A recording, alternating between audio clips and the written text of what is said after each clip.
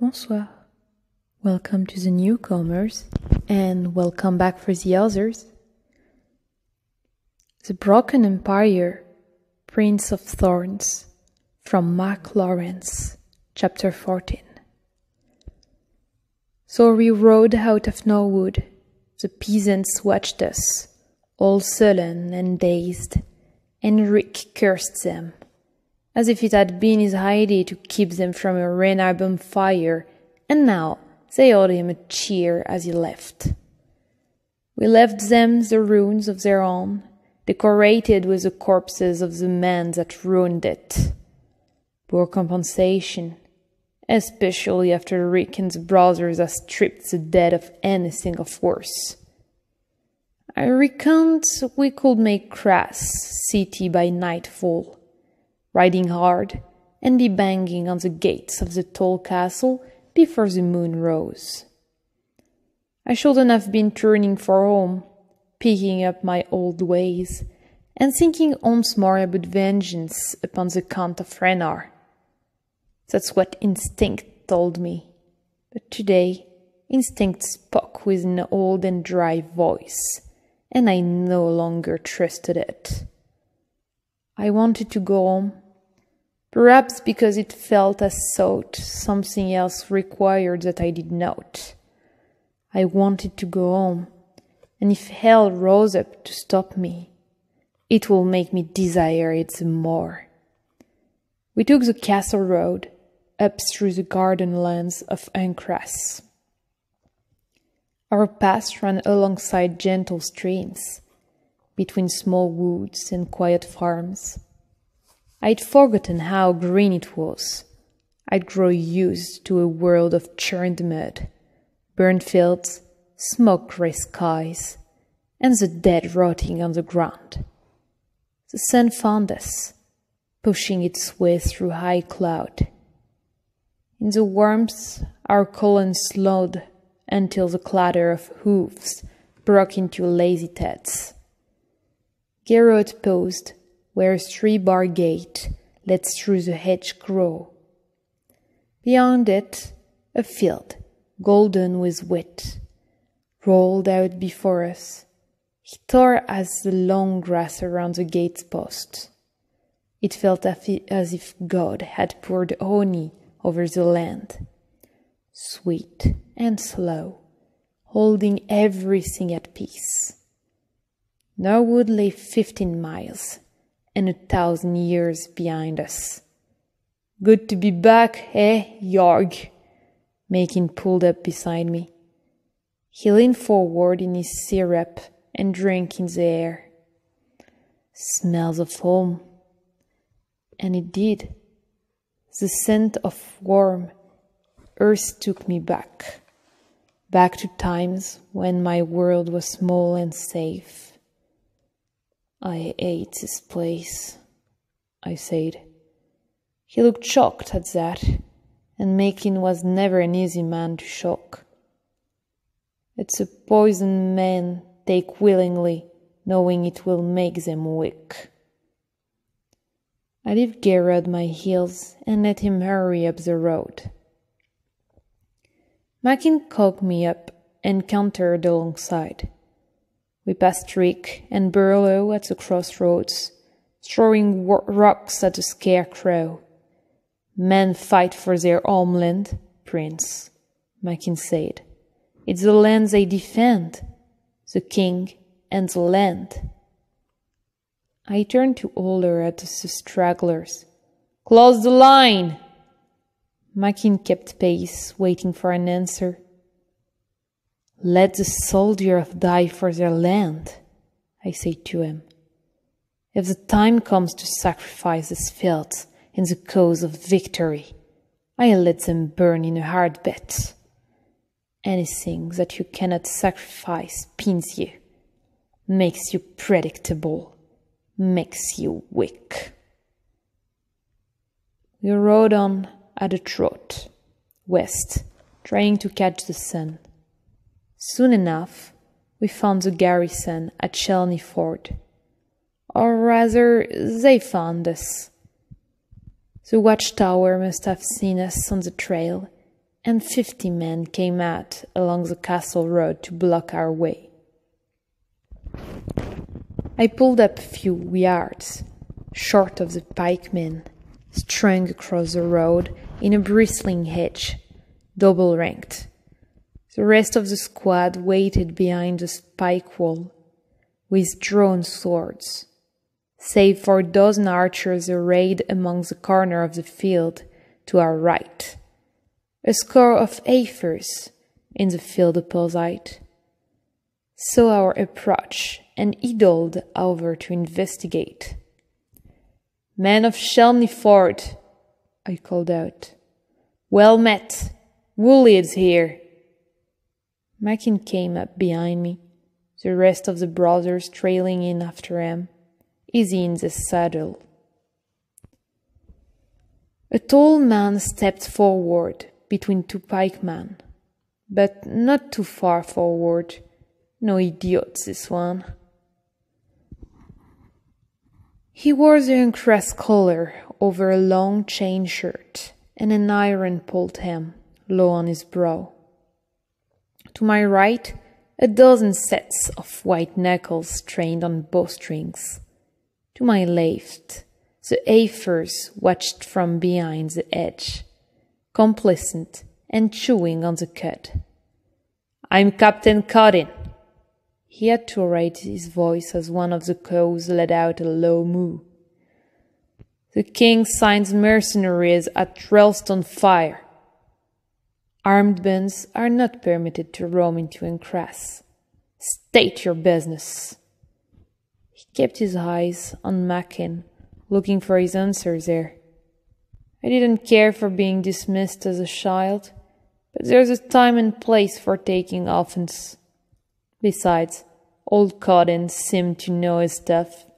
Putting Brother Gempt out of his misery was one thing, but wasting one of Father's captains, quite another. I had my visor up already, so I used it to pull my helm off. "Father Gomst!" I called for the priest, and the brothers shuffled their horses aside with a few mutters to let the old fellow past. He wasn't much to look at. He'd hacked off that bird he grew in the gibbet cage, but grey tufts still decorated his face in random clusters, and his priestly robes seemed more mud than clothes. "Captain Codin," I said, "do you know this priest, Father Gomst?"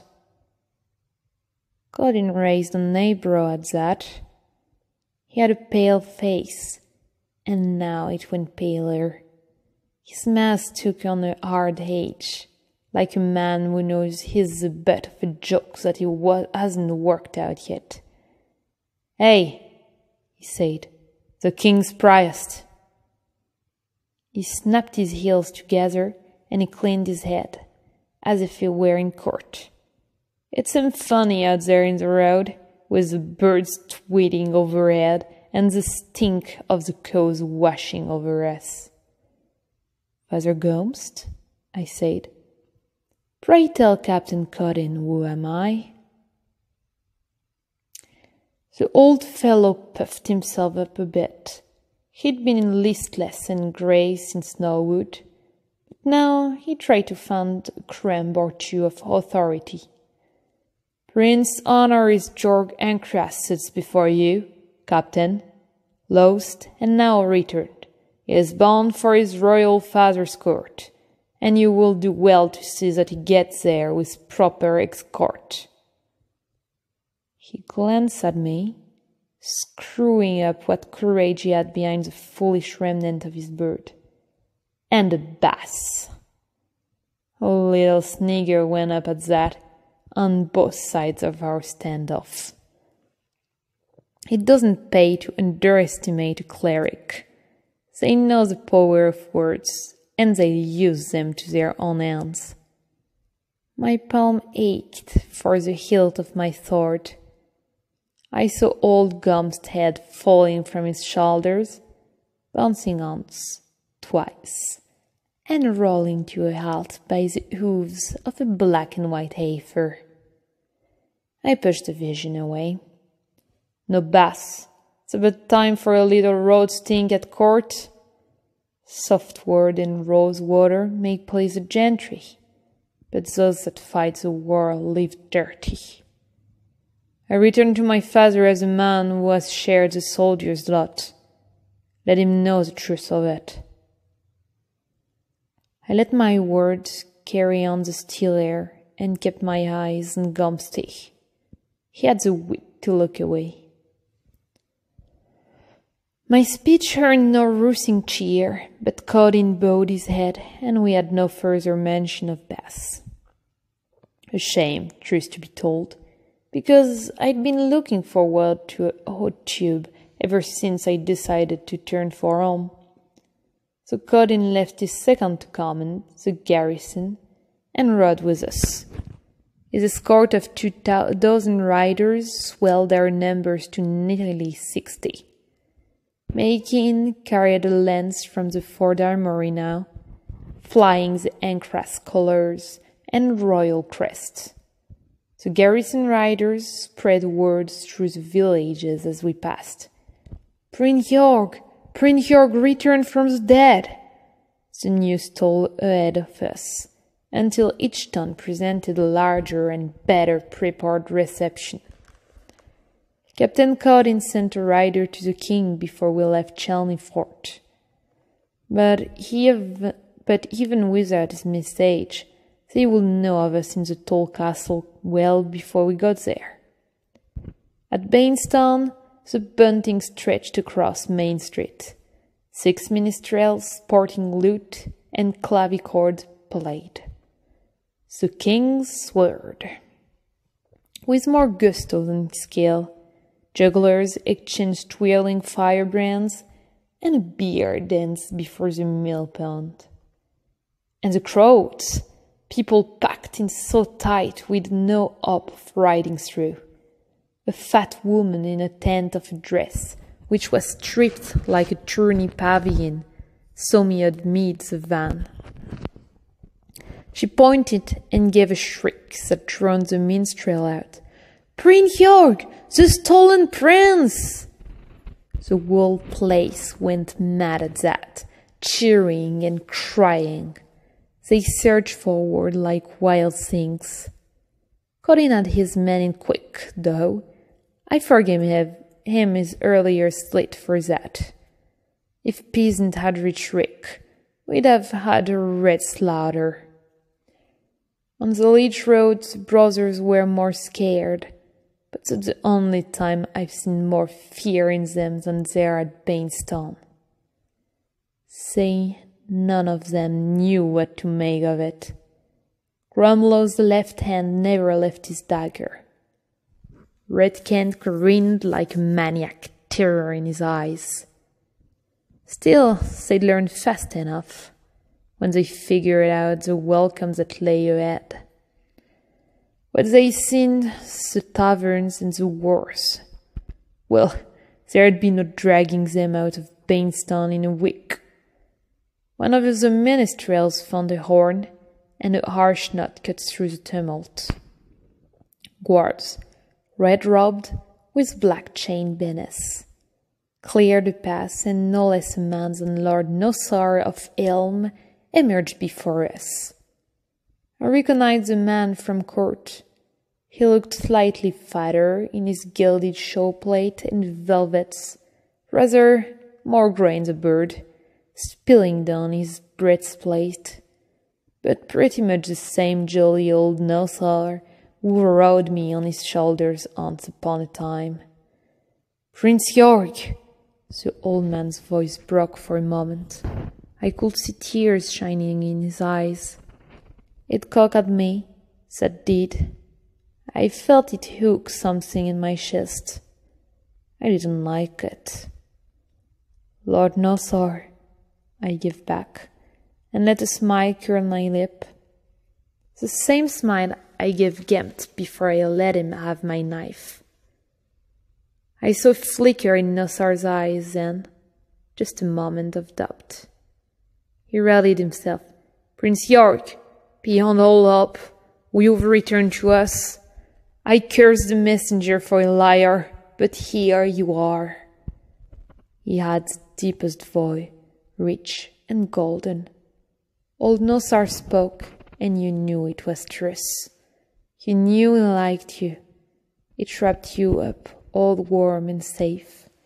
The voice did. Will you honor my house, Prince York, and stay a night? I could see the brothers exchanging glancing. A young woman in the crowd, the millpond burned crimson with the dying sun. North above the dark line of Renat forest, the smoke of Kras city stained the darkening sky. My lord, it's a gracious invitation, but I mean to sleep in the tall castle tonight. I've been away too long, I said. I could see the worry on him. It hung on every crag of the man's face. He wanted to say more, but not here. I wonder if father set him to detain me. Prince, he lifted a hand, his eyes seeking mine. I felt that hook in my chest again.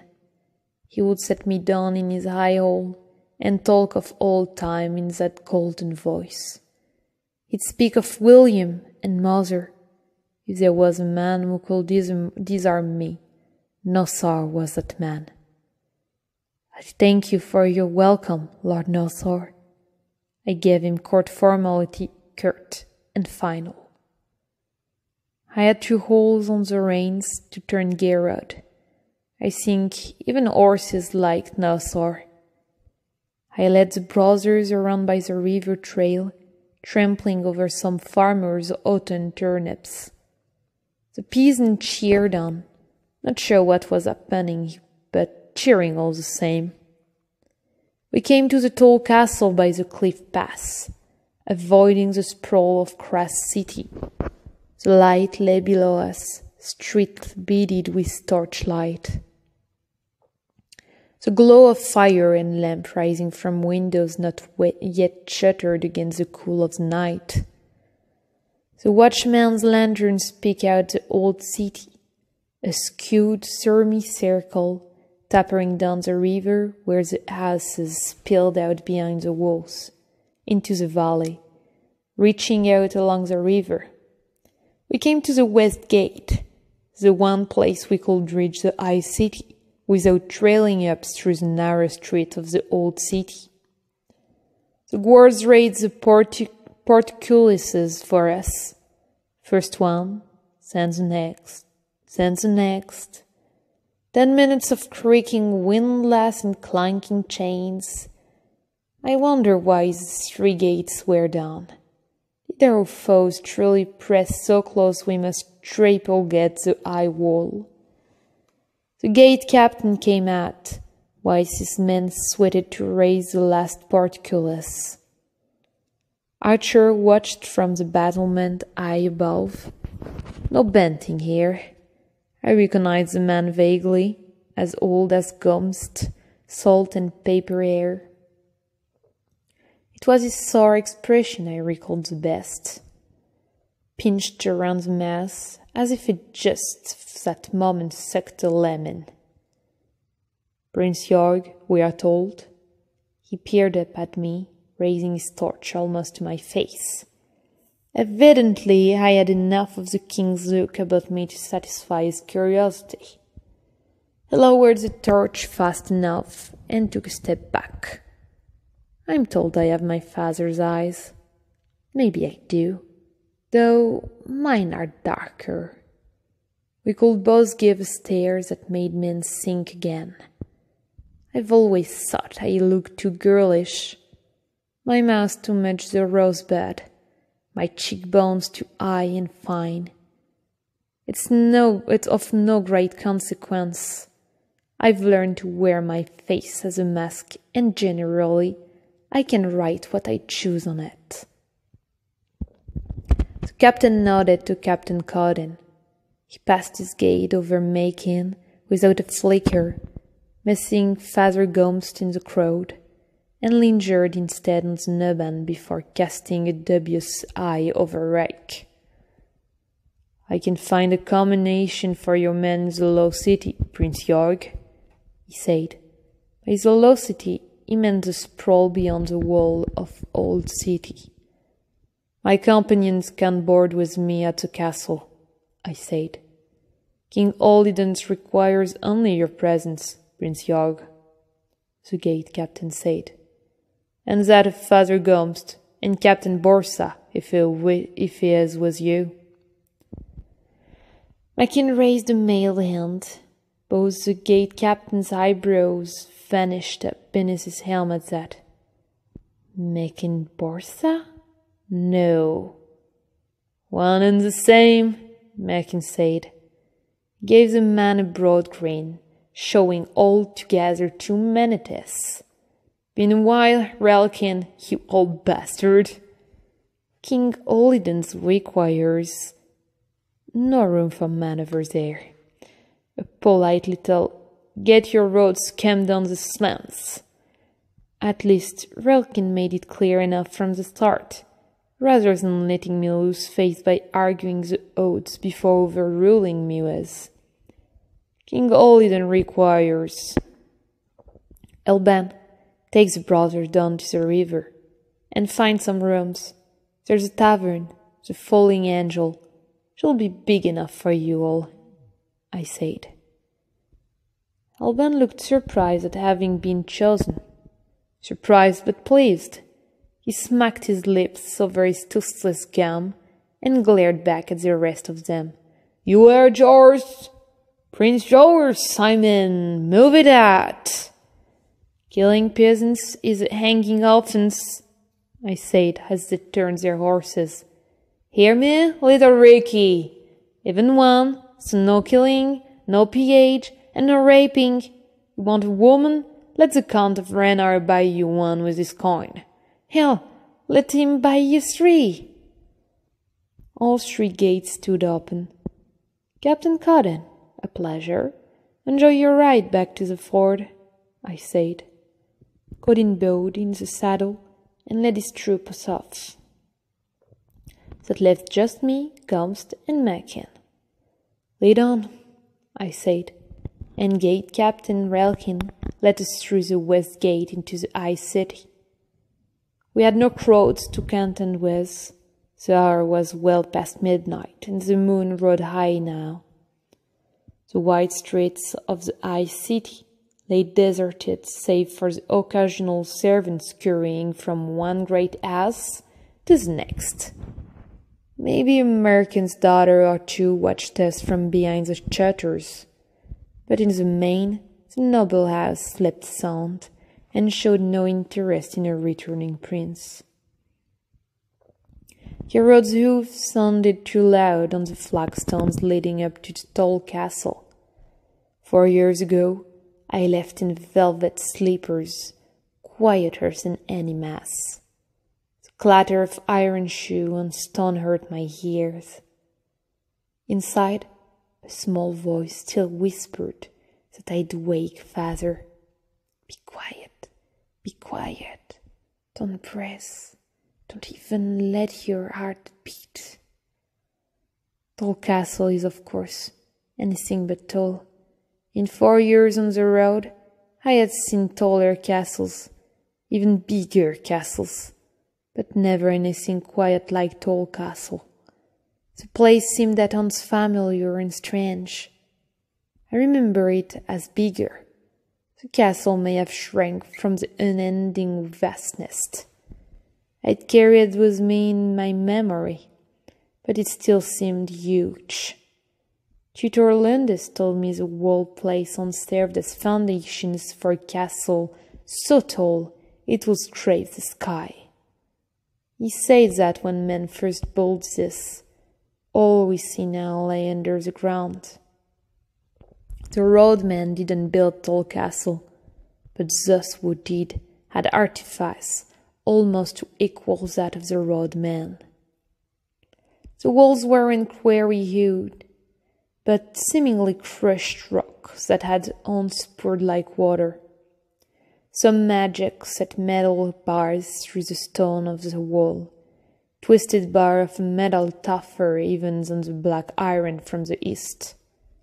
So tall castle brooded squat and ancient, and the king sat within its metal-veined walls, watching over the high city, the old city, the low city, watching over the city of Crass, and all the dominions of his line, my city, my castle.